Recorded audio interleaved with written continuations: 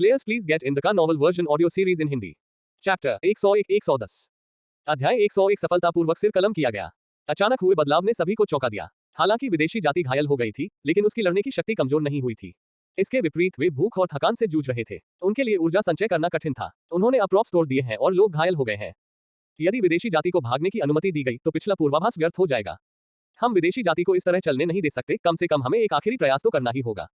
पांडा की हड़ताल। Shane Shin, जिसने एक धातु कैबिनेट दरवाजा बनाया था, ऊपर से नीचे कूद गया और जमीन से बाहर निकली विदेशी प्रजातियों से टकरा गया। बूम बूम, लगातार दो तेज धमाकों के साथ शेन शिनफेई इमारत से टकरा गया और विदेशी प्रजाति जमीन पर गिर गई। Tweet tweet tweet. वो क्यूई ने ऊंचे स्वर में चिल्लाकर गड्ढे में फंसी विदेशी प्रजातियों को फिर से आकर्षित किया। इस बार भी वह नहीं रुकी और एक के बाद एक आवाजें निकालने लगी। वह जू हुओ की ओर दौड़ी, उसे दृढ़ आंखों से देखते हुए। जू हुओ ने पूरे रास्ते बमबारी करने वाली विदेशी प्रजातियों पर अपनी नजरें जमाई। चमकदार लाल तलवार के हमले की दूरी सीमा 50 मीटर है और ऊंचाई 20 मीटर है। इस ऊंचाई को चौड़ाई भी माना जा सकता है। वो क्यूई में आत्म बलिदान की जागरूकता है, लेकिन उसकी तलवार एक साथ दो चीजें नहीं काट सकती।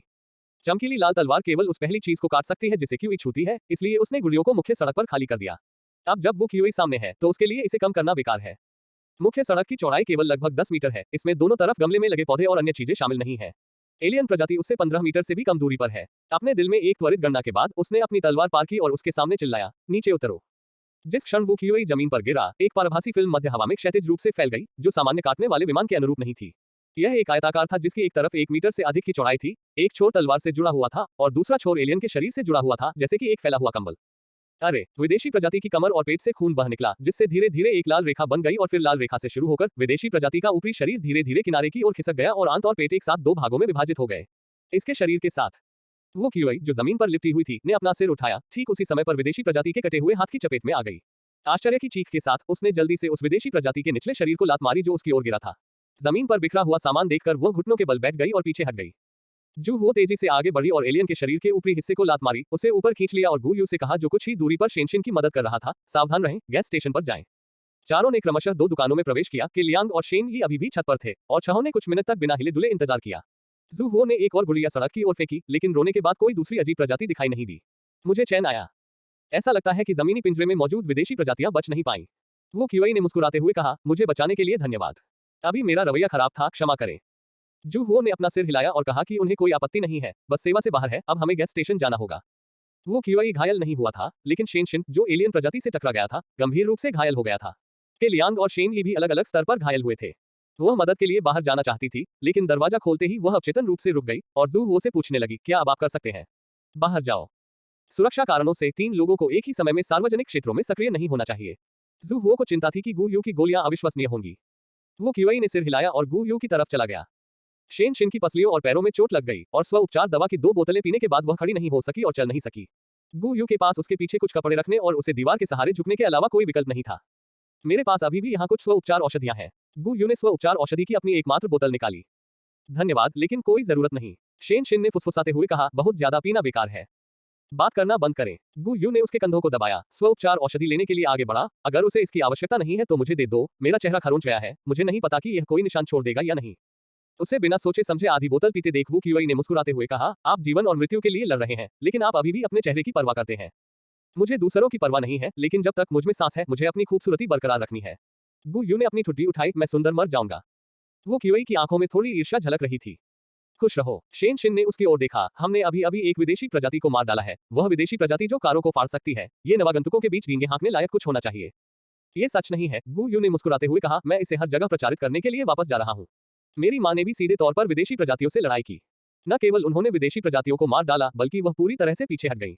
चलो देखें, महिला खिलाड़ियों को नीची नजर से देखने की हिम्मत कौन करता है। वो क्यूई अपनी हंसी नहीं रोक सके। इसके बारे में बोलते हुए, शेन शिन सबसे अच्छा है। आपका पांडा स्ट्राइक प्रभावशाली है। हाँ, गू यू ने उत्सुकता से पूछा, क्या ऐसा हो सकता है कि आप पांडा प्रजनक हो? जीवन और मृत्यु की लड़ाई का अनुभव करने के बाद शेन शिन पहले की तरह रक्षात्मक नहीं थे। उन्होंने कहा, मैं और मेरा भाई दोनों हैं।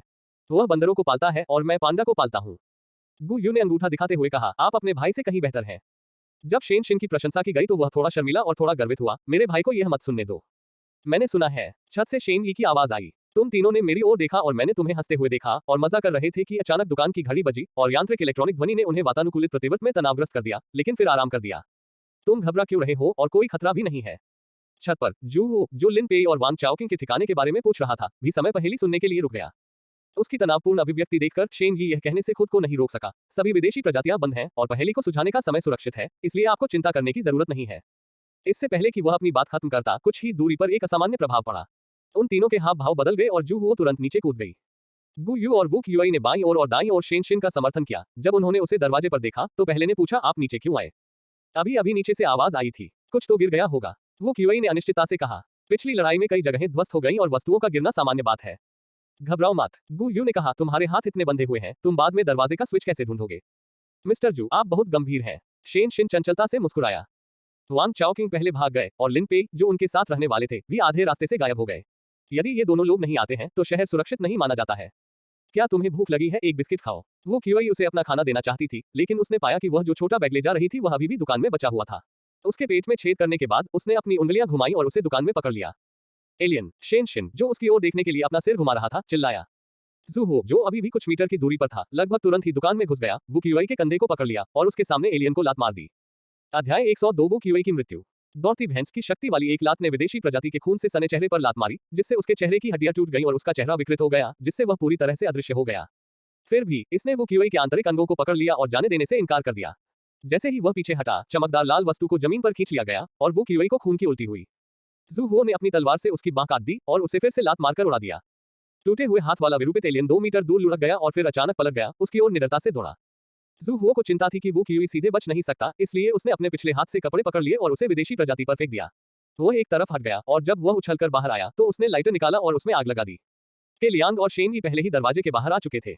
उन दोनों ने एलियन का गला घोटने के लिए लोचेदार रस्सियों का इस्तेमाल किया, जो आग की लपटों में लिपटा हुआ था, और उसे पास के खंडहरों में खींच लिया, जहां वह ढह गए घर के नीचे फंस गया। गु यू ने अवसर का लाभ उठाते हुए एक बड़ा पत्थर उठाया और उसे अपने सिर पर दे मारा।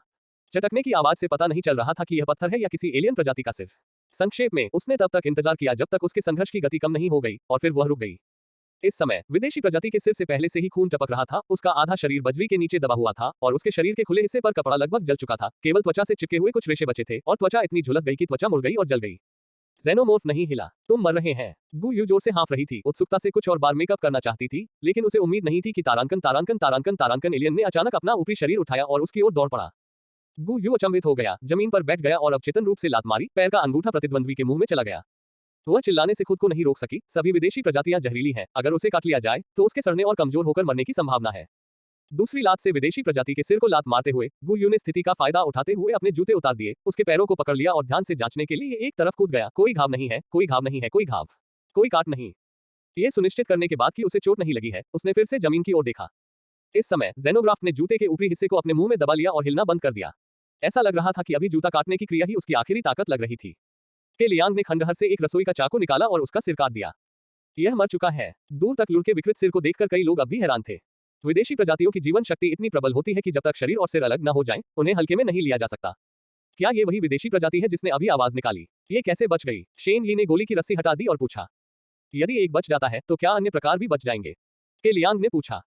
बिल्कुल नहीं। गु यू की पलकें झपकी, अगर बाकी दो भी भाग गए तो उन्हें अभी सामने आ जाना चाहिए था। कई लोगों ने एक दूसरे की ओर देखा। इस समय शेन शिन ने वू क्यूआई के बारे में सोचा, जाओ और वू क्यूआई को देखो, वो घायल हो गई है। गु यू और के लियांग दुकान में पहुंचे और शेन यी ने भी शेन शिन को अंदर जाने में मदद की, लेकिन दरवाजे में प्रवेश करते ही वे अपनी जगह पर जम गए। वो क्यूआई, जो जू हुओ की बाहों पर झुका हुआ था और खून की उल्टी करना बंद नहीं कर सका, लगभग खून से लथपथ था। उसने अपने मुंह से खून की उल्टी की और भले ही उसके पेट पर घाव दबाया गया था, फिर भी खून बह रहा था। कपड़ों और जमीन पर हर जगह खून फैला हुआ था। जहां तक नजर जा सकती थी, सब कुछ मछली जैसा लाल रंग का था। यह अकल्पनीय था कि एक ही व्यक्ति से इतना खून बह सकता है। कैसे? के लियांग के होंठ कांपने लगे। वह अभी ऊपर था और उसने वो क्यूआई पर हमला होते नहीं देखा। उसने केवल यही सोचा था कि वह थोड़ी घायल हो गई है। उन्हें ऐसे दुखद दृश्य की बिल्कुल भी उम्मीद नहीं थी। केवल उनकी ही नहीं, ये दृश्य देखकर हर किसी की आंखें कांप गईं, खासकर वो क्यूआई जो अभी भी खून की उल्टियां कर रही थी। मेरे पास सेल्फ हीलिंग औषधि है। गु यू ने कांपते हुए सेल्फ हीलिंग औषधि की बची हुई आधी बोतल बाहर निकाली, लेकिन अचानक उसने देखा कि जू हुओ के पैरों के पास पहले से ही कई खाली बोतलें उड़ेल दी गई थी। ये किसी काम का नहीं।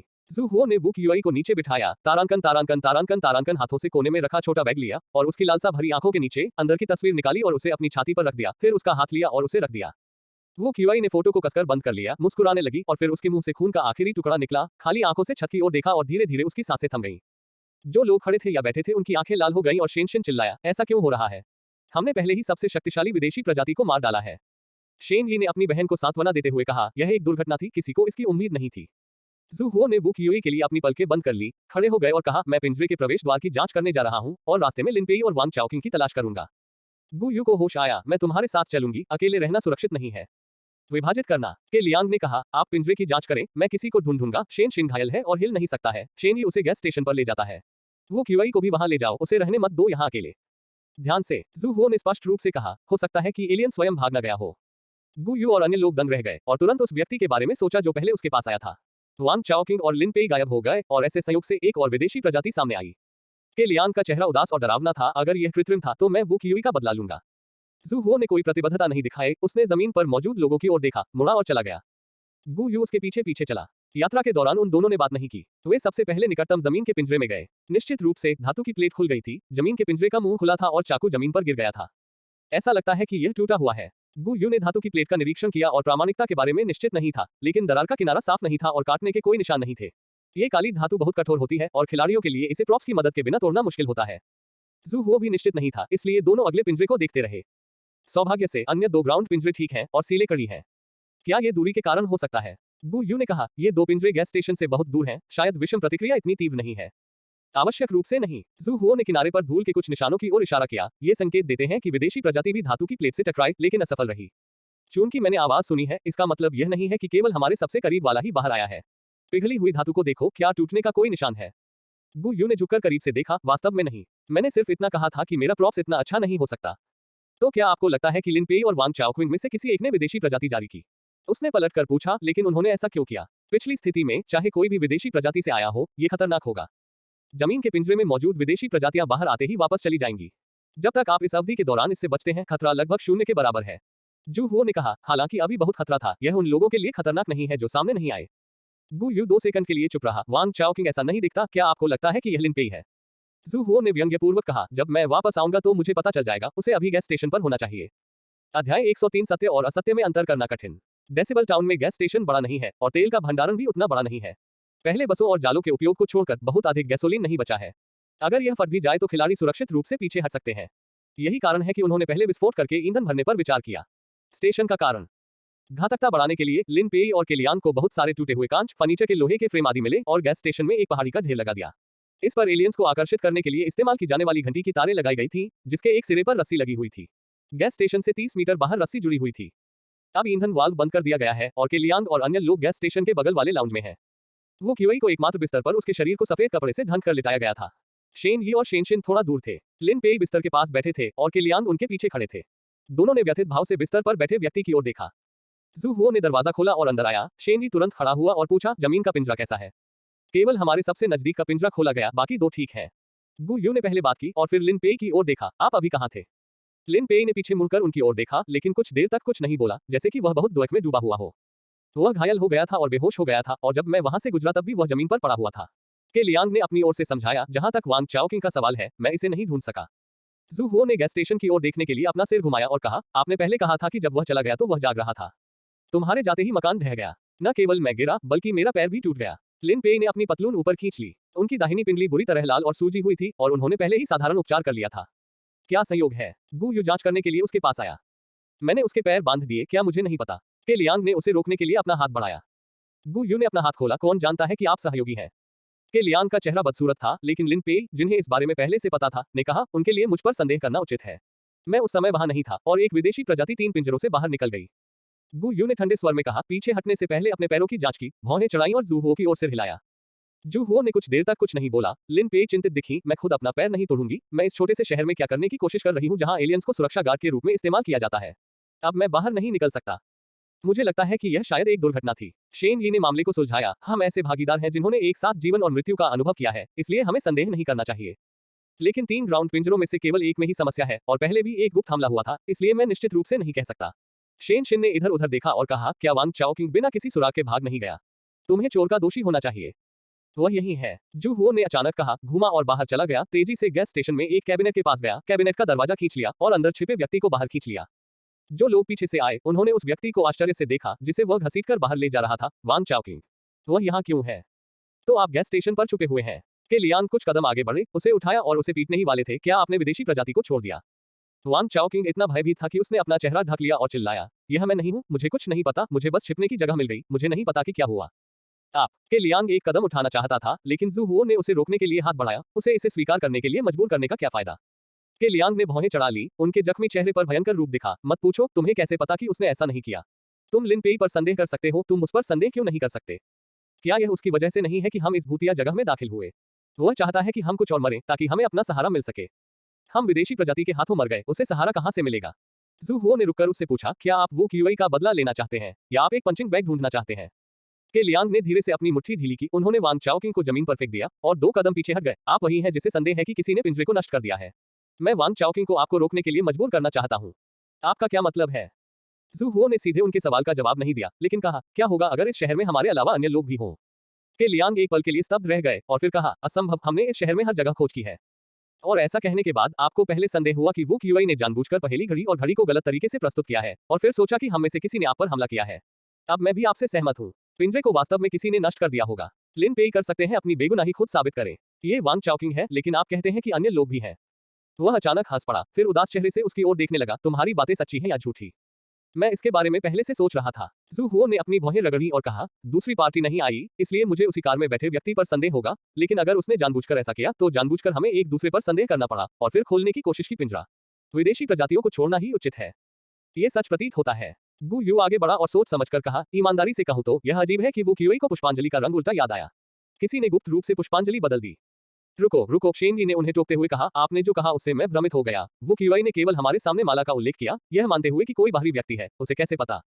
और उसने केवल एक विदेशी प्रजाति को ही क्यों छोड़ा। यदि खिलाड़ी मरना चाहता है तो उसे तीनों को छोड़ देना चाहिए। कई लोगों की आंखें स्थिर हो गईं और शेन शिन का चेहरा पीला पड़ गया। क्या होगा यदि अन्य 2 विदेशी प्रजातियां भी छोड़ दी जाएं।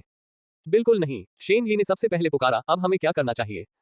घबराओ मत, इसका कोई मतलब नहीं है। लिन पेई ने नाक भान सिकोड़ी, फिर जू हुओ की ओर देखा और कहा, अगर शहर में अन्य लोग हैं और पिंजरे को खोलने का साधन है तो हमारे पास पिंजरे को सील करने का कोई मौका नहीं है।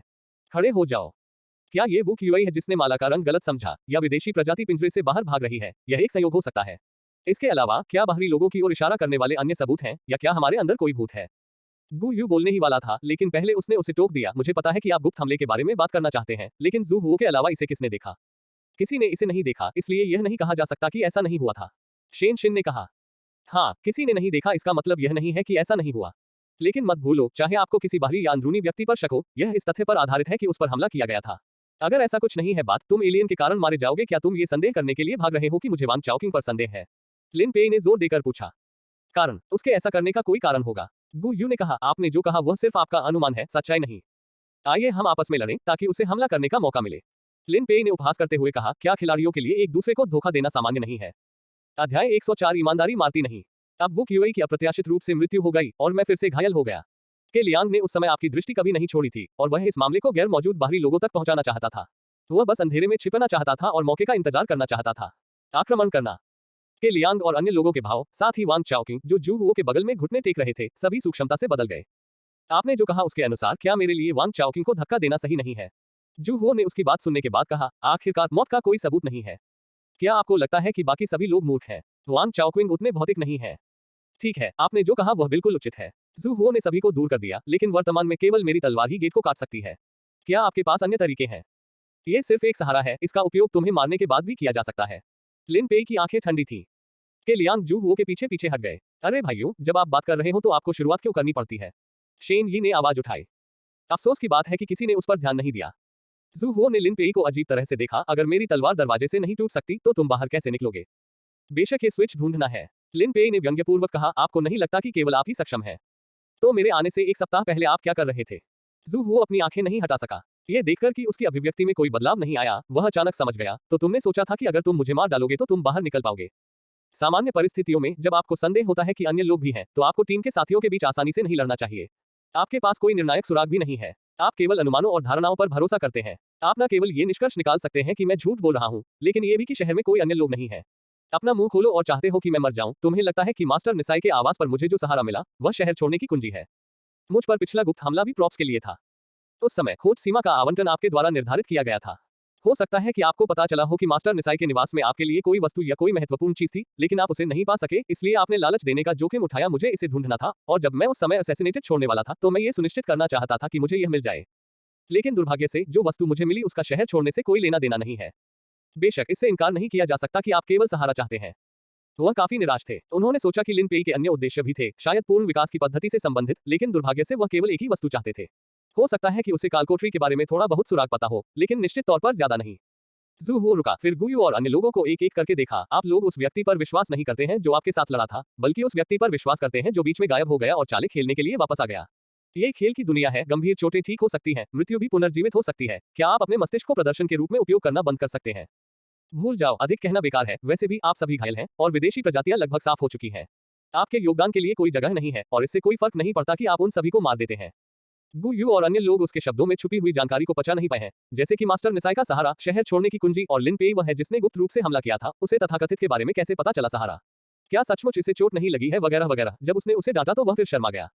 वे हिल गए थे, लेकिन वे कभी भी लिन पेई को एक साथ नहीं मारेंगे, न ही वे पास बैठकर उसे मारते हुए देखेंगे, लेकिन इससे पहले कि वे इसे समझा सकें, वे उसके वाक्य से उड़ गए थे। यदि आप इसे मार देते हैं तो इससे कोई फर्क नहीं पड़ता। क्यों? क्या अब रहस्योद्घाटन की श्रृंखला का मतलब यह नहीं है कि लिन पेई एक खलनायक है और वह हर किसी के पक्ष में एक सभ्य व्यक्ति है? इसके बजाय वह सभी को क्यों मारना चाहता था? लिन पेई को भी पकड़ लिया गया। जब जू हुओ ने अपना उद्देश्य प्रकट किया, तब भी वह सोच रहा था कि केलियांग और अन्य लोगों को उसके साथ खड़े होने के लिए कैसे मनाया जाए। अभी इस प्रक्रिया को छोड़ा जा सकता है, क्योंकि जू हुओ का उनके साथ संबंध तोड़ने का बिल्कुल भी इरादा नहीं था। सब एक बर्तन में। गु यू को छोड़कर उपस्थित सभी खिलाड़ी घायल हो गए और गु यू ने एक शक्तिशाली वस्तु खो दी, जिससे उसकी युद्ध प्रभावशीलता बहुत कम हो गई। इसके विपरीत जू हुओ केवल थोड़ा घायल हुआ था और उसके पास एक अज्ञात शक्तिशाली वस्तु भी थी। भागो या प्रतीक्षा करो। लिन पेई ने तब कोई निर्णय नहीं लिया था जब उसका गला एक धागे से घोंट दिया गया और उसे जमीन से खींच लिया गया। जू हुओ ने पहली बार व्यक्ति को नियंत्रित करने के लिए तारों का उपयोग किया और फिर जमीन पर लगातार 2 अंक बनाए और बिजली की गति से केलियांग और शेंगी को एक के बाद एक लात मारी। उसकी गति बहुत तेज थी और उन दोनों ने कोई प्रतिक्रिया नहीं की। एक 10 मीटर से अधिक दूर लुढ़क गया और दूसरा कंक्रीट के खंभे से टकरा गया और कुछ देर तक उठ नहीं सका। दूसरी ओर जू हुओ ने एक हाथ से गु यू का गला पकड़ लिया और वांग चाओकिंग की ओर देखा, जो आधे रास्ते में बैठा था। वांग चाओकिंग, जो अभी भी एक सेकंड पहले सोच रहा था, उसकी आंखों से मिला और एक पल में सभी विचार खो दिए और चापलूसी से मुस्कुराया। भाईजू, मैं दृढ़ता से आपके पक्ष में हूँ। जू हुओ ने अपना सिर घुमाया और शेनशिन की ओर इशारा किया। वांग चाओकिंग तुरंत उछल पड़े और उसके हाथ पीछे कर दिए, उसके कंधों को दबाया और चिल्लाया, ईमानदार बनो। शेनशिन ने संघर्ष किया और हौंकते हुए शब्द बोले, जू हुओ, मैंने वास्तव में तुम्हें गलत समझा, मुझे लगा कि तुम एक अच्छे इंसान हो। मेरी बहन को जाने दो। शेन यी ने एक तरफ से एक कैबिनेट उठाया और उसे तोड़ने ही वाला था।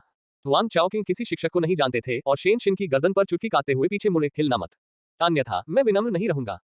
शेन यी के पास अपने हाथ में मौजूद हथियार को फेंकने के अलावा कोई विकल्प नहीं था और उसने वांग चाओकिंग की ओर गुस्से से देखा, सावधान रहना, अगर शेनशिन को कुछ हुआ तो मैं तुम्हारे साथ मर जाऊंगा। दूसरी तरफ केलियांग ने भी जल्दबाजी करने की हिम्मत नहीं की, उसकी आंखें गु यू और लिन पेई के बीच आगे पीछे घूम रही थी।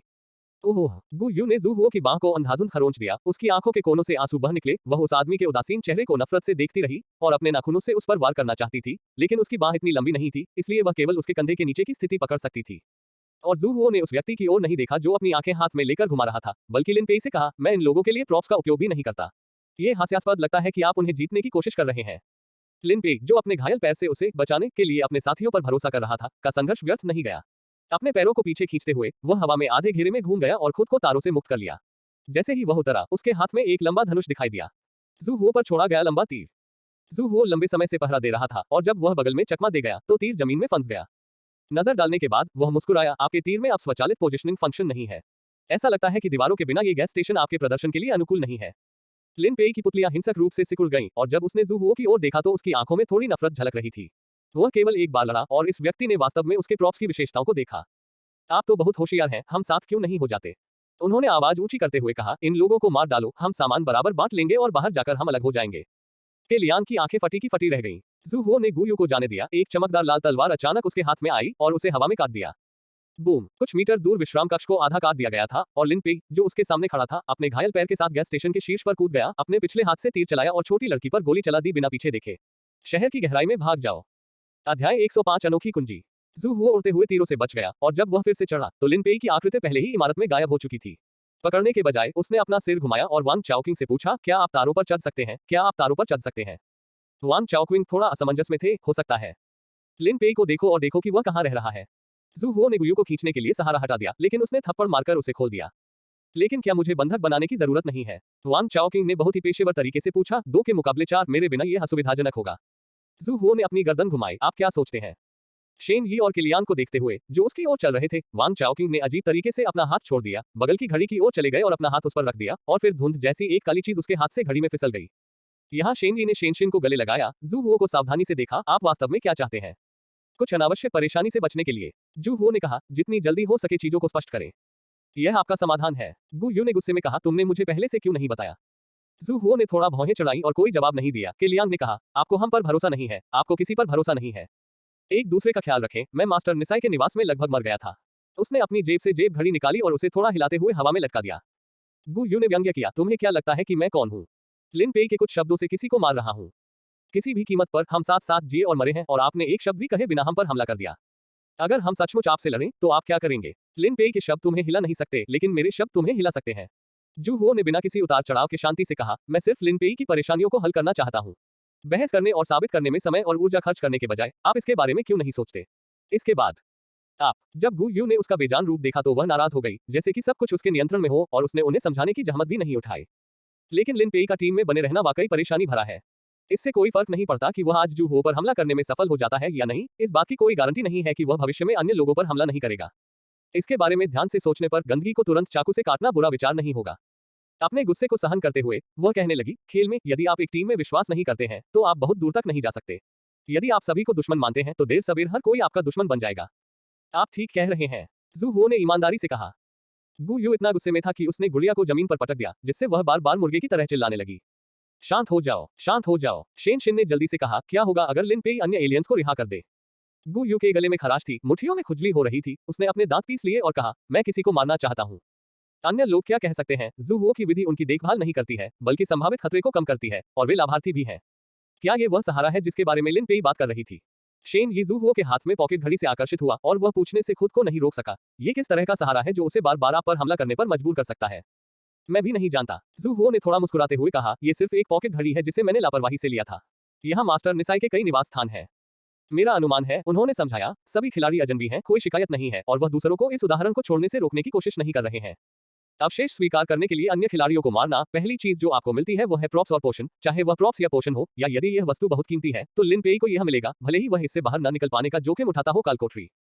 दोनों में से एक, या तो उसे बाहर निकलने का कोई रास्ता मिल गया है, लेकिन उसके पास महत्वपूर्ण वस्तुओं का अभाव है। शेन शिन ने तुरंत कहा, हो सकता है कि गेट खोलने का द्वार किसी बंद जगह में छिपा हो और उसे इस चाबी की आवश्यकता हो।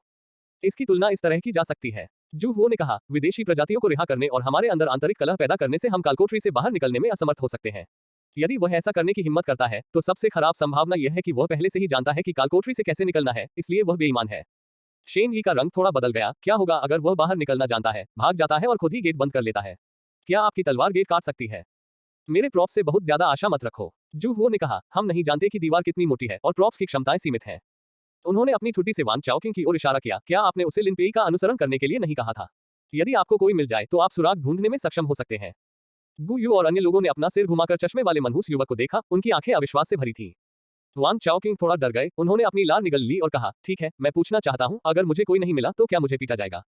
गु यू ने हाथ निकाली और अपनी उंगलियां चटकाईं, जिससे उसने डर के मारे अपना सिर दूसरी ओर कर लिया। यदि आपकी तलवार बेकार है तो वह जानता है कि बाहर निकलने का यही एकमात्र रास्ता हो सकता है। मुझे चिंता है कि वह गेट को नष्ट कर देगा और हमारे बाहर निकलने का रास्ता बंद कर देगा। के लियांग ने चिंतित होकर कहा, अभी अभी हमने भविष्य की परेशानियों को रोकने के लिए उससे मुंह मोड़ लिया है, वह निश्चित रूप से ऐसा करेगा। क्या वह सचमुच जानता है कि बाहर कैसे निकलना है? शेन यी ने अपने बाल खुजलाते हुए कहा, क्या हमें इसकी तलाश के लिए मास्टर निसाई के आवास पर जाना चाहिए? हो सकता है कि वहां कुछ ऐसा हो जो दरवाजा खोल दे, इसलिए हमारे पास कम से कम आधे चिप्स हैं। उन्होंने थोड़ी उत्सुकता से कहा, वह अभी मास्टर निसाई के आवास पर हो सकते हैं और हम अभी भी अतीत में लोगों को रोक सकते हैं। ये सिर्फ मेरी अक्कलें हैं। जू हुओ ने कहा, हम भी कई बार मास्टर निसाई के यहाँ गए हैं। कोई विशिष्ट लक्ष्य नहीं है और हम ये भी नहीं जानते कि क्या देखना है। और अब अतीत के लोगों को रोकने का कोई तरीका नहीं है। तब लिन पेई को वह नहीं मिला, क्या इसका मतलब यह है कि वह बिल्कुल नहीं जानता कि क्या खोजना है? शेन शिन की आंखें आशा से चमक उठी, इस मामले में हम निराश नहीं हैं।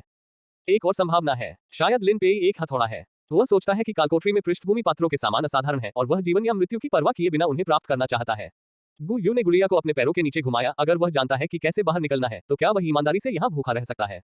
अगर वह आज रात मास्टर निसाई के आवास पर नहीं गए तो आपके ऐसा कहने की अधिक संभावना है। जू हुओ ने सिर हिलाया। गु यू ने सूंघ लिया और पहले तो उसकी ओर नहीं देखा और कहा, हर कोई इतने निराशावादी मत बनो, एक कदम पीछे हटो और कहो, भले ही लिन पेई भाग जाए, फिर भी एक दरवाजा है, कम से कम हर बार दूसरी तरफ। कई लोग एक दूसरे की ओर देखते हैं, मैं केवल इसी तरह सोच सकता हूँ।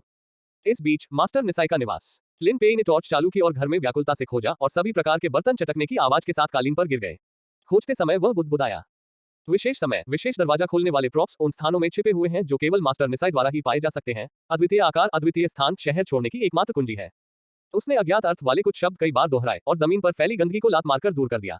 लिन पेई लड़खड़ाते हुए वापस आया, अपने हाथ मेज पर रखे, उसकी आंखें लाल थीं और उसने नफरत से दीवार पर लगी घड़ी की ओर देखा। ये जूहुओ होगा, उसे सहारा मिल गया होगा, उसने खोलने के लिए चाबी ली, दरवाजा, एकमात्र चाबी। अध्याय 106 गलतफहमी में पड़ गया। देर रात बिजली की रोशनी के रूप में काम करने के लिए गैस स्टेशन में 2 फ्लैशलाइटें लटका दी गईं।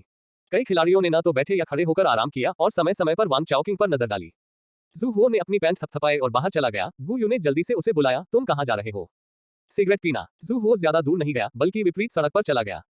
थोड़ी देर बाद शेन यी आया, उसे पानी की एक बोतल दी और उससे आग उधार लेने को कहा। दोनों सड़क के किनारे बैठ गए और धूम्रपान करने लगे। अभी तो तुमने मुझे बहुत जोर से लात मारी। शेन यी ने अपनी पसलियों को छुआ, जू हुओ को अपना सिर घुमाते हुए देखा और मुस्कुराते हुए कहा, मुझे गलत मत समझो, मेरा इरादा तुम्हें दोष देने का नहीं था। खेल एक ऐसी जगह है जहां जीवन और मृत्यु के बीच संघर्ष होता है। जीवित रहने के लिए कुछ भी करना आश्चर्य की बात नहीं है। आपका मूल इरादा अच्छा है और आप वास्तव में हमें नुकसान नहीं पहुंचाना चाहते हैं। इसके विपरीत यदि आप लिन पेई का अनुसरण करते हैं, हम वू क्यूई के नक्शे कदम पर चल सकते हैं। जू हुओ अपनी उंगलियों से रुका और उसकी नजर विपरीत लाउंज पर पड़ी, जिसे उसने आधा काट दिया था, और गु यू ने पहले ही वू क्यूई को बाहर निकाल लिया था। परेशान क्यों होना? वह फुसफुसाया। शेन यी ने उसे खुद से बात करते हुए सुना और खुद पर हंसा। हमारे लिए यह एक तरह का आराम है। इस कालकोठरी में आने से पहले हमारे भाई और बहन एक स्थानीय खिलाड़ी संघ में शामिल हो गए, जिसे एक समूह के रूप में गर्म रखने के उद्देश्य से कई खिलाड़ियों ने स्वचालित रूप से बनाया था। मुश्किलों से एक साथ निपटने के लिए हमने हर जगह एक ही स्टेशन से टिकट एकत्र किए, लेकिन इससे पहले कि हम टिकट पाते, कई साथी यादृच्छिक प्रतिलिपि में शामिल हो गए और वे सभी मर गए। आपने नहीं देखा कि वे कैसे दिखते थे। उनके पूरे शरीर को चबाया गया था ताकि कोई अच्छा मांस न रहे। उन्हें बड़े जानवरों ने नहीं, बल्कि बिल्लियों और कुत्तों जैसे छोटे जानवरों ने काटा था। उनमें से एक तब भी जीवित था जब ये किया गया था बाहर आया, और ये तारांकन तारांकन तारांकन तारांकन फोड़े पर गिर गया। ये सूखे बर्तन में है। माँ ने सोचा कि वह बाहर भाग गया और बेवकूफ बना दिया। मुझे नहीं पता कि हम किस दिन मरेंगे। मुझे उम्मीद है कि कम से कम कोई हमें थोड़ी इज्जत दे सकता है। लाशों को अपनी इच्छा से जंगल में न रखें, ये न्यूनतम आवश्यकता है। जू हुओ ने कालिक को झटका दिया। खिलाड़ी के मरने के बाद उन्हें विदेशी प्रजातियों द्वारा खाया जा सकता है, नरभक्षी खिलाड़ियों द्वारा खाया जा सकता है, डिब्बे में पैक किया जा सकता है और खाने की मेज पर परोसा जा सकता है। इनकी तुलना में जंगल में लाशों को उजागर करना अधिक सम्मानजनक है। शेन यी का गला रुंध गया और थोड़ी देर बाद कहा, आपसे बात करना वास्तव में असुविधाजनक है। जू हुओ मुस्कुराया। धूम्रपान करने के बाद शेन यी आराम करने के लिए वापस चला गया और गु यू और अन्य लोग भी एक के बाद एक झपकी लेते रहे। रात बीत गई और नगर में कोई हलचल न रही। उठना। जू हुओ ने वांग चाओकिंग को लात मारी जो घड़ी के नीचे सो रहा था। वांग चाओकिंग एक अच्छा सपना देख रहा था और जब उसने उसे देखा तो वह तुरंत उछल पड़ा, अपनी लाल पोंछी और कहा, सुप्रभात भाईजू। क्या तुम्हें कोई मिला? जू हुओ ने अपनी आंखें सिकोड़ ली और उसे घूरने लगा। वांग चाओकिंग ने मुस्कुराते हुए कहा, भाईजू देखो, शहर इतना बड़ा है, इसमें हमेशा समय लगता है। अप्रत्याशित रूप से जू हुओ ने उससे परेशान नहीं किया, लेकिन पूछा, क्या आपको भूमिगत कुछ विशेष मिला?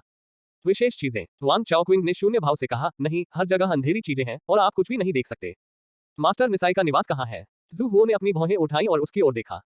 वांग चाओकिंग ने यह कहने की हिम्मत नहीं की कि वह वहां नहीं थे, अंदर गड़बड़ थी और मैंने लिन पेई को नहीं देखा। जू हुओ ने सिर हिलाया और गु यू और अन्य लोगों की ओर मुड़ा, पहले पूर्वी द्वार पर जाएं।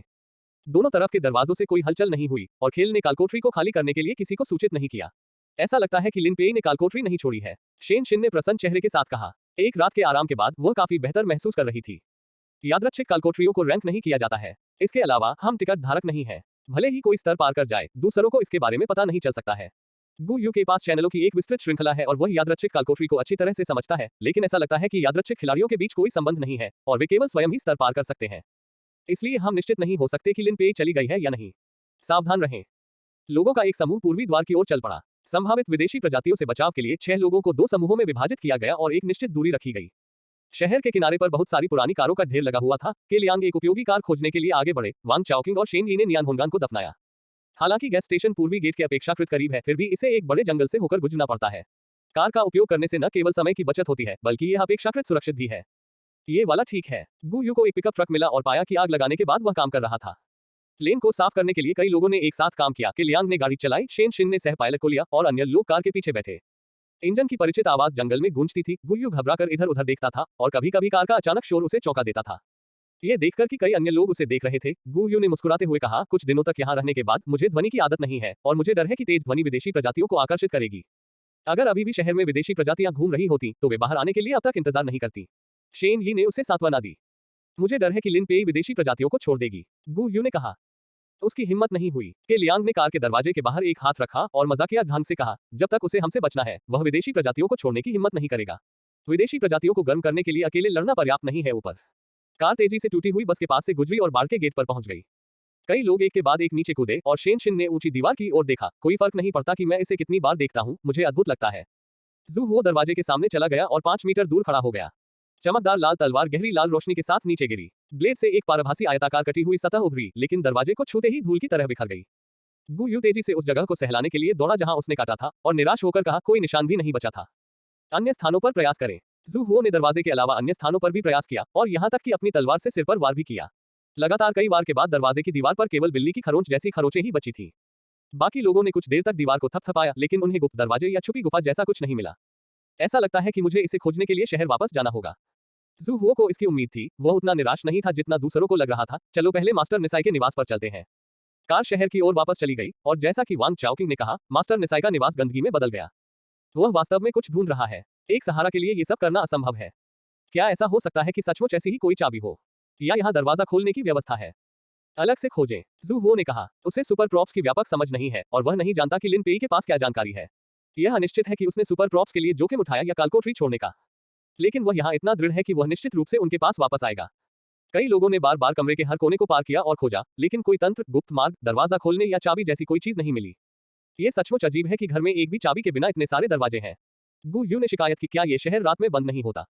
ये दरवाजे बिना चाबी के खोले जा सकते हैं। शेन शिन ने दरवाजे को धक्का दिया और कहा, कीहोल सिर्फ एक आभूषण है। कीहोल सिर्फ एक आभूषण है। जू हुओ ने इस वाक्य को दोहराया और अचानक सोचा कि दीवार का गेट कसकर सिल दिया गया था, और ऐसा लग रहा था जैसे हिस्से जड़े हुए थे। सामान्य दरवाजों के विपरीत दरवाजा खोलने का तरीका भी असामान्य हो सकता है। हम एक गलतफहमी में पड़ गए हैं। अध्याय 107 दरवाजा खोलने का सही तरीका। उसकी भौहें थोड़ी झुक गईं। हमारा मानना है कि गेट खोलने के लिए दरवाजे का स्विच या चाबी होनी चाहिए, कम से कम एक चाबी जैसी वस्तु जिसके बिना गेट खोलना असंभव है। लेकिन ये जानकारी लिन पेई द्वारा दी गई थी। तुम्हारा मतलब क्या है? उसने जानबूझकर हमें गुमराह किया। गु यू ने हिलना बंद कर दिया। ये सच नहीं है। वह स्वयं सोच सकता है कि वह कुंजी की तलाश में है। हमने सोचा कि वह कुंजी की तलाश में था, इसलिए हमने भी कुंजी की तलाश की, लेकिन कॉपी छोड़ने से जरूरी नहीं कि वह खुल जाए दरवाजा। तुम्हारा मतलब है कि कालकोठरी से बाहर निकलने के और भी रास्ते हैं? गु यू ने कुछ देर सोचा, ये सही नहीं है। अगर वास्तव में कोई दूसरा रास्ता है, तो लिन पेई हमें गेट से दूर ले जाने के लिए सहयोग करने की जहमत क्यों उठाती है? जब वह एलियंस को मार रहा था तो ऐसा नहीं लग रहा था कि वह अभिनय कर रहा है।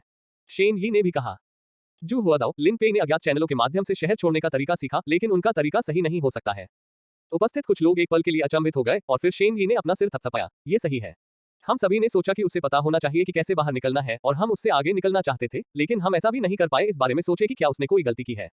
ये वास्तव में बेवकूफी है। हम वास्तव में उस खलनायक लिन पेई पर पूरी तरह से विश्वास करते थे। अगर उसके पास वह क्षमता होती, तो वह अब बाहर निकलने का रास्ता नहीं ढूंढ पाता। गु यू हंसे और कहा, मुझे लगता है कि हमारा प्रारंभिक विचार ये था कि यह विश्वसनीय है। गेट से जुड़े तारों के साथ एक नियंत्रण गेट होना चाहिए। आवश्यक रूप से नहीं, जू हुओ ने कहा। यदि कोई स्विच गेट है, तो उसे पाया जाना चाहिए, भले ही वह किसी विशिष्ट स्थान पर न हो।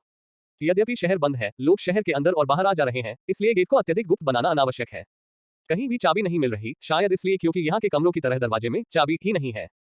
तुम्हारा मतलब है, वास्तव में दरवाजा खोलना आसान होना चाहिए? के लियांग ने संदेहपूर्वक कहा, लेकिन हमने अभी सब कुछ करने की कोशिश की, लेकिन हम दरवाजा नहीं खोल सके। डैंग डैंग, 9 बजे हैं, 9 बजे हैं। ये पढ़ने का अच्छा समय है। जो बच्चा हर दिन कुछ नया सीखता है, वह एक अच्छा बच्चा है। आज का प्रश्न यह है कि 12 घंटों में से मास्टर नीस को कौन सा घंटा सबसे अधिक प्रिय है? बगल के दरवाजे पर एक इलेक्ट्रॉनिक ध्वनि थी, और इसे सुनने के बाद जू हुओ तुरंत मास्टर निसाई के निवास से बाहर चला गया और उनके बगल की छोटी इमारत में प्रवेश कर गया। गु यू और अन्य लोगों ने बिना किसी स्पष्ट कारण के उसका अनुसरण किया। वह क्या कर रहा है? शेन शिन ने अवचेतन रूप से पूछा, लेकिन गु यू ने इशारे से उसे रोक दिया। कई लोग उस घड़ी के पास आए जिसने अभी अभी समय बताया था। जू हुओ ने आगे बढ़कर दीवार घड़ी के कांच के दरवाजे पर दस्तक दी। मैंने प्रश्न स्पष्ट रूप से नहीं सुना, कृपया इसे फिर से कहें। आज का प्रश्न यह है कि 12 घंटों में से मास्टर नीस को कौन सा घंटा सबसे अधिक प्रिय है? जू हुओ ने डायल पर सूचक को देखा, एक हाथ अपनी पतलून की जेब में डाला, रत्न हाथ, आवर्धक कांच, कैंडी, स्ट्रॉबेरी दर्पण। 12 बजे, मास्टर निसाई की पसंदीदा रात 12 बजे है। बीप, सही उत्तर। पहेली सुझाने वाले ने सही उत्तर दिया, और मास्टर निसाई ने आपको एक छोटी स्ट्रॉबेरी हेयरपिन से पुरस्कृत करने का फैसला किया। जू हुओ ने घड़ी से हेयरपिन का थूक बाहर निकाला, घूमा और गु यू और अन्य लोगों से कहा, हर रात 12 बजे मेयर के कार्यालय भवन के शीर्ष पर बड़ी घड़ी, दूसरा कांटा चमक जाएगा, और इस समय प्रकाश गेट पर प्रतिबिंबित होगा। ध्यान दें, अन्य समय पर ऐसा नहीं होगा। फर्क पड़ता है क्या? शेन यी को समझ नहीं आया। यदि शहर के गेट को चाबी की आवश्यकता नहीं है, तो आप इसे कैसे खोलेंगे और बंद करेंगे? जू हुओ ने पूछा।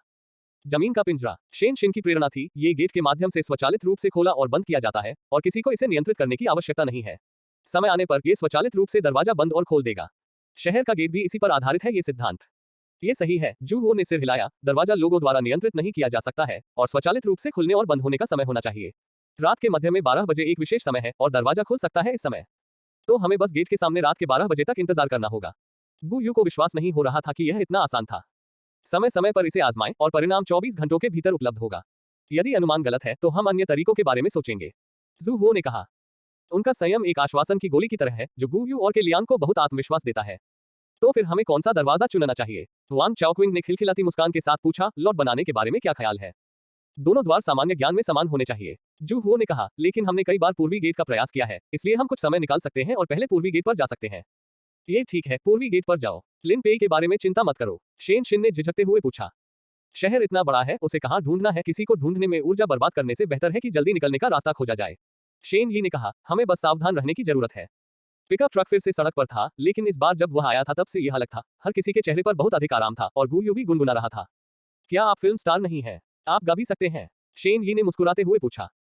Film star? क्या आप मुझसे मजाक कर रहे हैं? गू यू ने अपना गला साफ किया और अपना लिखा गीत गाना शुरू किया। उसके बाद शेन यी और के लियांग ने गाना शुरू किया। जू हुओ ने खुशी से अपनी लंबी तलवार रगड़ी और ऐसा लग रहा था कि वह इस खुशी से संक्रमित हो गया है। एक दिन इंतजार कर खाना बनाना पड़ा। रास्ते में मुझे कुछ खाने को मिला और मैं पानी ले आया। पूर्वी गेट के सामने लगभग 12 बज रहे थे। बाहर जाने के बाद मैं लगातार 3 दिनों तक गर्म बर्तन खाऊंगा। शेन यी ने चॉकलेट चबाई और कहा, स्वाद के बारे में सोचकर ही मेरी लार टपक रही है। मैं भी। शेन शिन ने चावल पर चोंच मारने वाले मुर्गे की तरह सिर हिलाया। जब से मैं बड़ा हुआ हूं तब से मैं इतने लंबे समय तक कभी भूखा नहीं रहा हूं, और एक गाय इसे खा सकती है। फिर तुम दोनों मेरे साथ बीजिंग चलोगे और मैं तुम्हें भरपेट प्रामाणिक व्यंजन खिलाऊंगा। गू यू ने गर्व और प्रामाणिकता से कहा। भाई बहन हंसे, क्या बड़े सितारे व्यस्त नहीं है? चाहे आप कितने भी व्यस्त क्यों न हो, आपको अपने दोस्तों के साथ जाना होगा।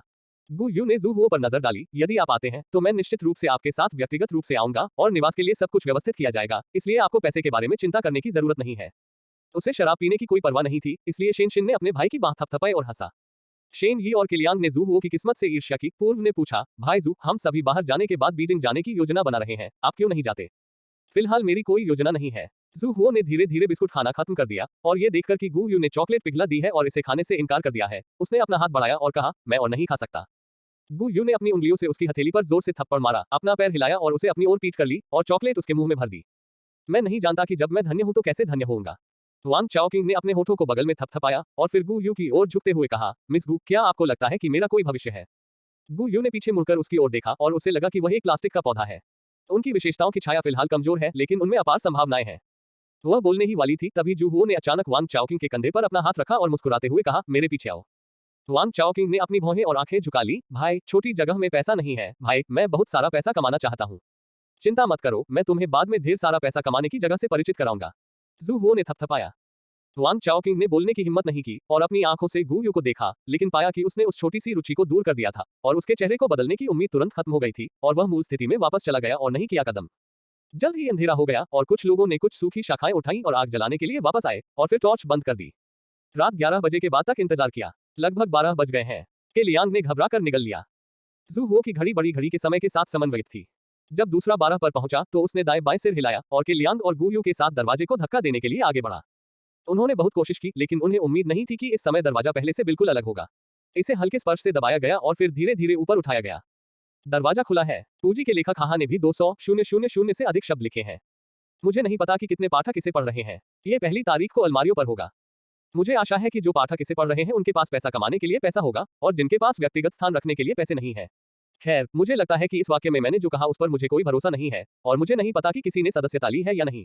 मैं अपनी इच्छा से लिखता हूँ। हर कोई अपनी इच्छा से पढ़ता है। संयोग से मिलते हैं। यदि कोई नियति है तो एक दूसरे से मिलते हैं और यदि कोई नियति नहीं है तो एक दूसरे सुरक्षित रहेंगे। अपने आप को बढ़ावा दें। आओ। डिग्री। फिर मैं आप सभी को नव वर्ष की शुभकामनाएं देता हूँ। अध्याय 108 विदेशी प्रजातियों का ज्वार। दरवाजे के सामने खड़े लोगों के चेहरे खुशी से खिल उठे। जब दरवाजा लोगों की ऊंचाई तक उठाया गया तो किलियांग ने सबसे पहले टॉर्च चालू की और अंदर गए, फिर अपना सिर बाहर निकाला। अंदर एक रास्ता है। जू हुओ और अन्य लोग अंदर चले गए। दरवाजे के पीछे एक सड़क थी जो दरवाजे जितनी चौड़ी थी। दोनों किनारों को लोहे की बाड़ से बंद कर दिया गया था। आगे आसमानी रंग का निकास स्पष्ट रूप से देखा जा सकता था, लेकिन वह अभी भी बहुत दूर था।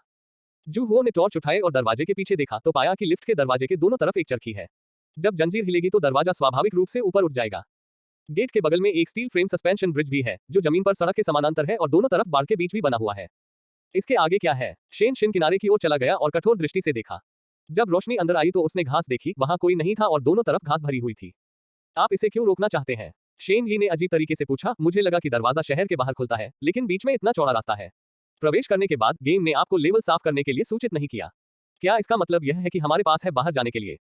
दरवाजा तो खुला ही है, चलो बाहर चलकर देखते हैं। गू यू ने लापरवाही से कहा, फिर रुका और कहा, मैं इस बारे में अधिक उत्सुक हूं कि लिन पेई अब क्या सोच रही है। शेन शिन और उसने एक दूसरे की ओर देखा और जोर से हंसे। अगर वह जानता है कि हम चले गए हैं तो उसे निश्चित रूप से इसका पछतावा होगा। चुप रहो। जू हुओ ने उन्हें रोका। कुछ कदम बाढ़ के कोने तक चले, बाढ़ के अंतराल से उभरे हुए फूलों और पौधों को तोड़ दिया और फिर एक मुक्का मारा।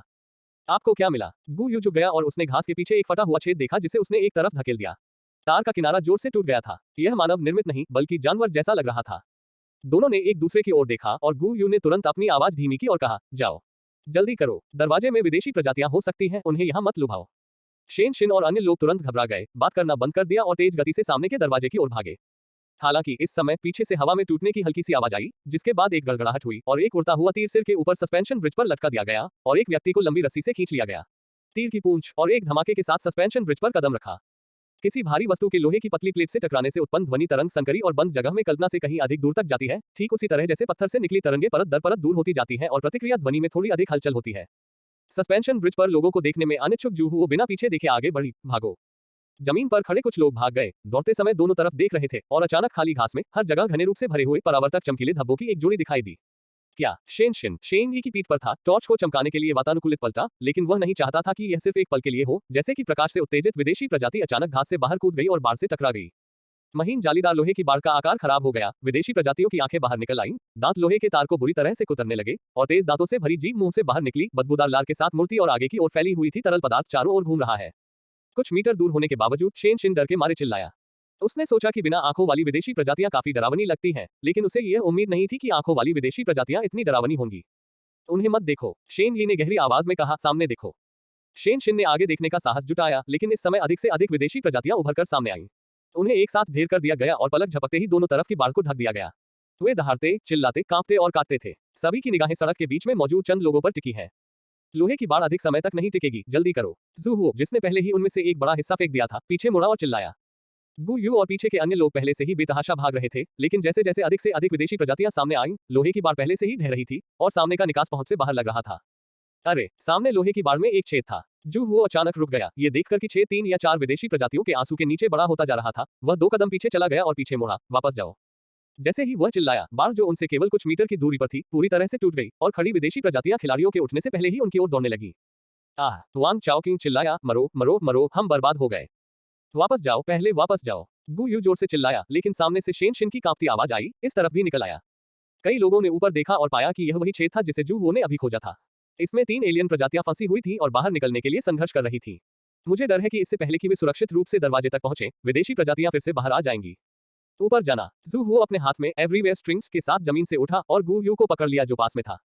जैसे ही वे दोनों हवा में उड़े, वांग चाओकिंग ने दौड़कर उनके पैरों को पकड़ लिया। भाई, मुझे अपने साथ ले चलो। तारों का भार सीमित है, इसलिए जू हुओ ने उसे केलियांग की तरफ लात मारी।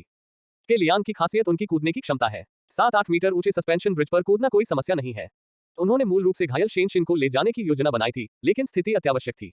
वांग चाओक्विंग अचानक उससे टकरा गए, इसलिए उसे गले लगाना पड़ा। जब वे दोनों सस्पेंशन ब्रिज पर कूदे, तो जू हुओ और गु यू भी लगातार सस्पेंशन ब्रिज पर उतरे और फिर जू हुओ ने शेन यी के भाई बहनों के लिए उड़ान भरने के लिए तारों को नियंत्रित किया। उन्हें पकड़ो, मैं तुम्हें ऊपर लाऊंगा। जैसे ही शेन यी के भाई और बहन मैदान से बाहर निकले, 2 एलियंस उनकी ओर दौड़ पड़े, एक बाएं और एक दाएं, और उन्होंने शेन यी के पैर को काट लिया, जिससे वे नीचे गिर गए। उन्हें ऊपर खींचो। गु यू चिल्लाने से खुद को नहीं रोक सका। यह एक समय में केवल 2 लोगों का वजन ही सहन कर सकता है। जू हुओ को लगा कि तार नियंत्रण खो रहे हैं। वह सस्पेंशन ब्रिज पर लेट गया और एक बेल्ट नीचे की ओर फेंक दी। शेन शिन ने अपने पैरों से शेन यी की कमर को जकड़ लिया, अपनी पूरी ताकत से बेल्ट को पकड़ लिया, सस्पेंशन ब्रिज पर लोगों की ओर देखा, हमें बचाओ, आओ और मदद करो। गु यू जू हुओ के बगल में लेट गई और बेल्ट पकड़ ली, लेकिन उन दोनों की ताकत उन्हें ऊपर खींचने के लिए पर्याप्त नहीं थी, इसलिए वह केलियांग और वांग चाओकिंग पर चिल्लाने से खुद को नहीं रोक सकी। वे दोनों तेजी से आगे बढ़े, अपनी कमर कसकर, हाथ पकड़कर और अपनी पूरी ताकत से पीछे खींचे। शेन यी ने भी ऊपर आने वाली विदेशी प्रजातियों को लात मारकर भगाने की पूरी कोशिश की, लेकिन हर बार जब वह एक को लात मारता, तो दूसरी उछल पड़ती और यहाँ तक कि विदेशी प्रजातियों को भी विदेशी प्रजातियों के नीचे लटका दिया जाता, जैसे कि लोहे की बाड़ पर अरहतों को ढेर करना। ये विदेशी प्रजातियां फिर से एक हो गईं। एक पंक्ति में ऊपरी और निचले हिस्से ने वास्तव में थोड़ी देर के लिए एक दूसरे को देखा। लिन पे, जिसने जानबूझकर भव्य रूप दिखाया था जब विदेशी प्रजातियां घेराबंदी तोड़कर वापस शहर में भागना चाहती थी, लेकिन वह कृपालु था और उसने इसे जू हुओ और अन्य लोगों की तुलना में अधिक स्पष्ट रूप से देखा जो मुसीबत में थे। वे सभी अलग अलग हैं, उनमें कूदने की ज्यादा शक्ति नहीं है, वे सस्पेंशन ब्रिज तक बिल्कुल भी नहीं पहुंच सकते हैं, इसलिए उस पर रहना सुरक्षित है। उसने अपने सामने जीवन और मृत्यु की गति को ठंडी आंखों से देखा और कहा, शेन यी को छोड़ देना अच्छा है, वैसे भी उसे एक अलग प्रजाति ने काट लिया था और उसका जीना असंभव है। अध्याय 109 अलगाव। चुप रहो, गु यू ने गुस्से में कहा। हे, लिन पेई ने व्यंग्यपूर्वक कहा, क्या मैं गलत हूँ? एक बर्बाद व्यक्ति को बचाने का क्या फायदा? बेहतर होगा कि आप अपने हाथ खाली कर दें और कुछ और विदेशी प्रजातियों को मार डालें। हालांकि मुझे लगता है कि आप भाग्यशाली हैं, दीवार कमजोर पैरों वाले एलियन से भरी हुई है। बूम! अचानक बाहरी दीवार से तेज आवाज आई, जिससे लिन पेई रुक गया और देखने के लिए अपना सिर घुमाया। दरवाजे के बाहर का अंधेरा पहले जैसा ही लग रहा था, लेकिन वह फिर भी तुरंत जू हुओ और अन्य लोगों की ओर चल दिया। इस समय शेन यी को उलझाने वाली विदेशी प्रजातियां एक एक करके रेंगने लगी। शेन यी साहस से भरा हुआ था, उसने जू हुओ की ओर देखा, मेरे पैर काट दो। इस समय तार जू हुओ के हाथों में वापस आ गए थे। उसने गू यू को संकेत दिया, जाने दो, और तेजी से सस्पेंशन ब्रिज से बाहर निकल गया। उनसे दूरी बनाए रखने के बाद उसने अपनी ऊंचाई थोड़ी कम कर दी और अपनी चमकदार लाल तलवार उठाई। लेकिन उसने शेन यी का पैर नहीं काटा, बल्कि कई विदेशी प्रजातियों को मार डाला। शेन यी मुसीबत से बाहर आ गया था और गू यू और अन्य लोगों ने आसानी से उसके भाई बहनों को ऊपर खींच लिया। दोनों भाई बहन एक दूसरे को गले लगाकर फूट फूट कर रोने लगे, जबकि जू हुओ सस्पेंशन ब्रिज पर लौट आया और लिन पेई की ओर चलते हुए उनके सामने आ गया। लिन पेई स्थिर खड़ा था, हालांकि उसकी आंखें उस पर टिकी हुई थीं, लेकिन उसने शेन यी पर निशाना साधने के लिए उड़ते हुए तीर को नियंत्रित किया जो उसके पीछे शेन शिन को सांत्वना दे रहा था। भाई, जब ठंडे तीर ने उसकी कनपटी को छेदा तो शेन शिन की चीख निकल गई। उपस्थित कुछ लोग सावधान हो गए, लेकिन जू हुओ ने तुरंत अपनी क्षैतिज तलवार से आगे की ओर छलांग लगा दी, लेकिन लिन पेई ने शेन यी की लोचदार रस्सी की मदद से झटका से बचने के लिए छलांग लगा दी। उसी समय वो उड़ता हुआ तीर जिसने शेन यी की जान ले ली, वापस लौट आया। एक बार जब यह उसके हाथ में था, जब ये फिर से उड़ गया, तो लक्ष्य पहले से ही जू हुओ बन चुका था। जू हुओ ने अभी अभी अपनी तलवार से एक स्टील का तार काटा है। लिन पेई का उड़ता हुआ तीर तार की तुलना में तेज चला गया, इसलिए वह सस्पेंशन ब्रिज पर लौट आया, अपने बैकहैंड से उड़ते हुए तीर को खोला और आगे बढ़ गया। लेकिन इस समय उसे अचानक बगल से ठंडी हवा का झोंका महसूस हुआ। उसने अपनी तलवार को पलटा, लेकिन उसे जबरदस्ती सस्पेंशन ब्रिज से नीचे गिरा दिया गया। उसने जल्दी से तारों को पकड़ लिया और खाली हो गया, लेकिन टॉर्च बीम के किनारे पर एक पतली छाया चमकती देखी, जो सस्पेंशन ब्रिज के नीचे कमजोर कूदने की क्षमता वाली उन विदेशी प्रजातियों से अलग थी। प्रकाश स्रोत से गायब होने के बाद दोनों तरफ लोहे की जाली लगी हुई थी गायब हुआ। भारी वस्तुओं के टकराने और हिलने की आवाज एक के बाद एक सुनाई दे रही थी, और गति बेहद तेज थी। कुछ ही सेकंड में लगभग 10 बार स्थिति बदल रही थी, कभी उनके आसपास, कभी उनके सामने। थोड़ी दूर लिन पेई और गू यू ने आवाज की हरकत को सतर्कता से देखा। विदेशी प्रजातियों ने बहुत तेजी से अपनी स्थिति बदल ली, जो पिछली सफेद विदेशी प्रजातियों से बहुत अलग नहीं थी। उनके पास बचने के लिए कोई जगह नहीं थी, लेकिन अजीब बात यह थी कि विदेशी प्रजाति ने उन पर तुरंत हमला नहीं किया। एक क्षण के लिए अंधेरे से चबाने की आवाज आई।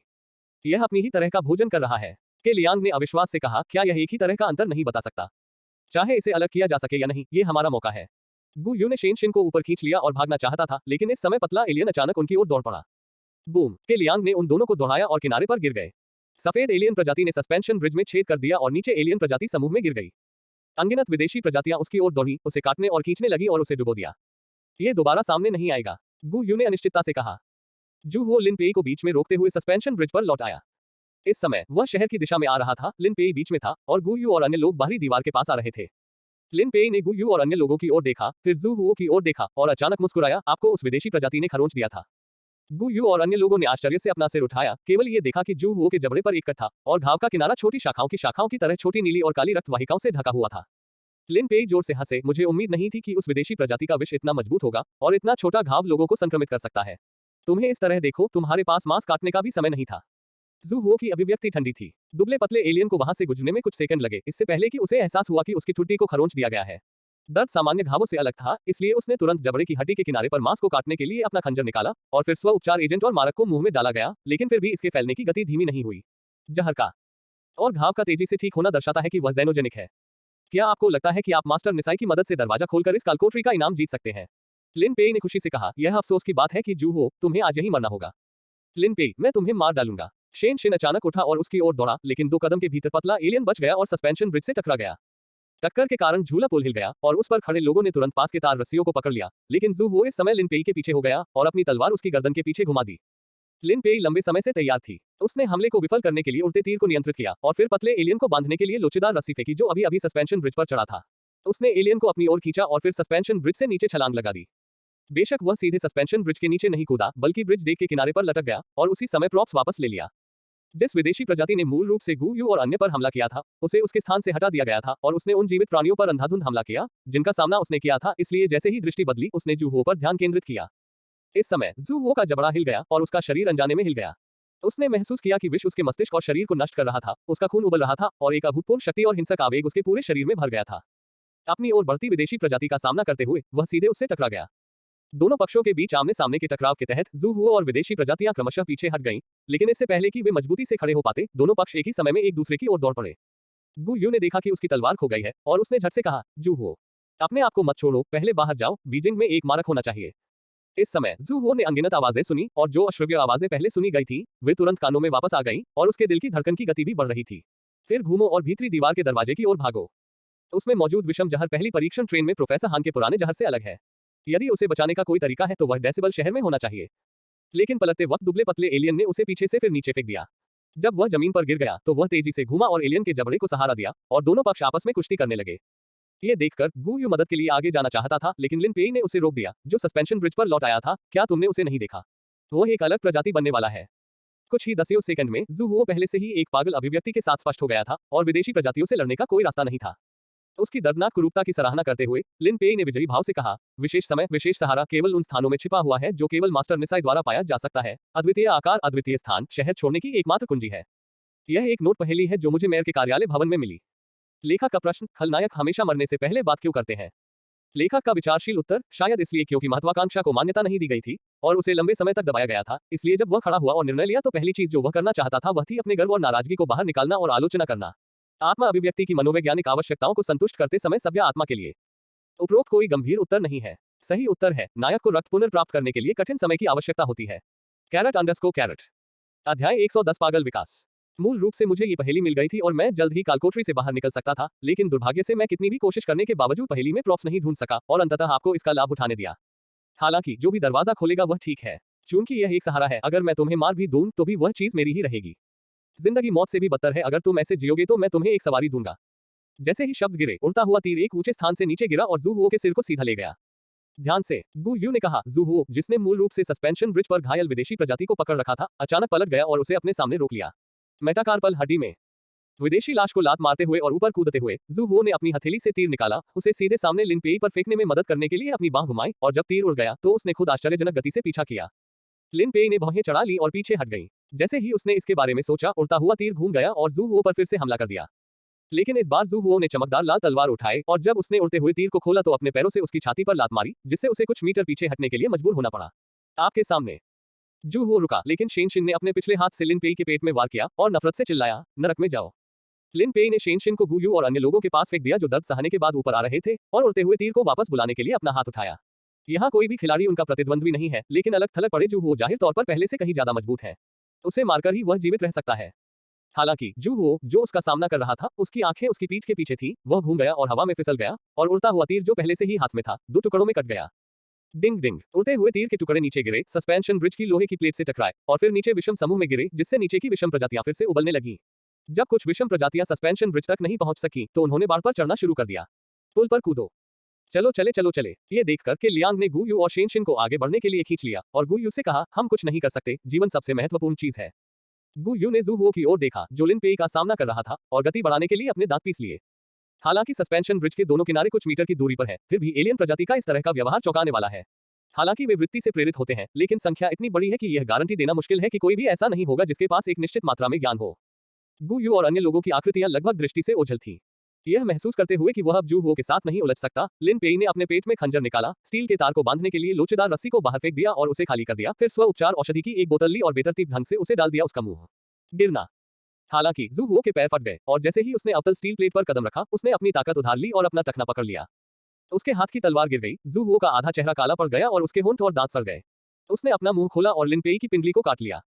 इसे जाने दो। लिन पेई ने एक हाथ से रस्सी पकड़ी, झुके और दूसरे हाथ में जू हुओ पर चाकू से वार किया, लेकिन जब उन्होंने अपनी बांह पर 2 खून के छेद देखे तो उन्होंने अपना चेहरा नहीं बदला, इसलिए उन्हें पता था कि यह व्यक्ति सामान्य नहीं था।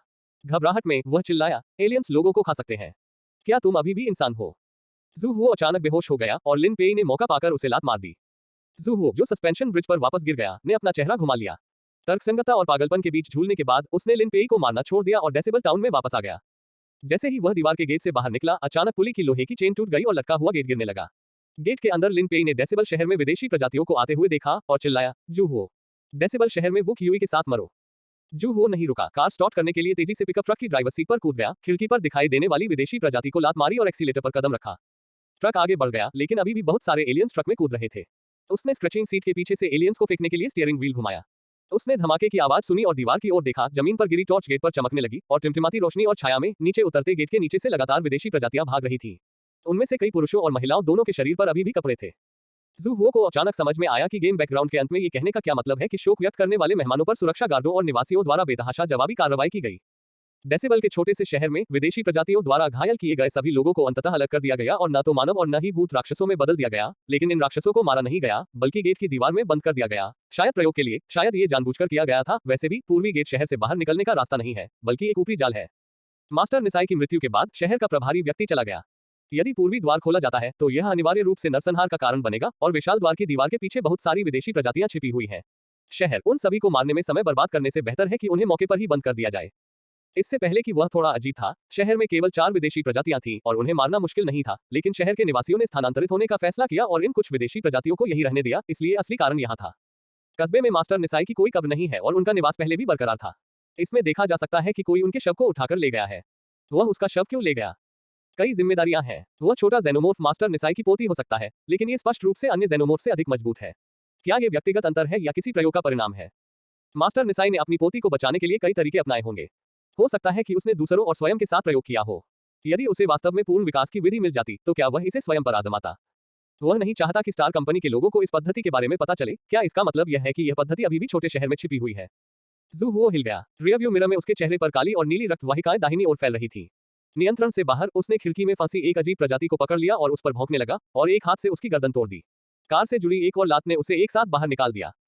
यह देखकर कि विदेशी प्रजाति एक पेड़ से टकरा गई और टूटे हुए कार के दरवाजे से मर गई, वह रुका। उसने अपना बायां हाथ दूसरी कार के दरवाजे पर रखा और उसे जोर से पकड़ लिया और तुरंत स्टील के दरवाजे के पैनल पर एक हथेली का निशान दिखाई दिया।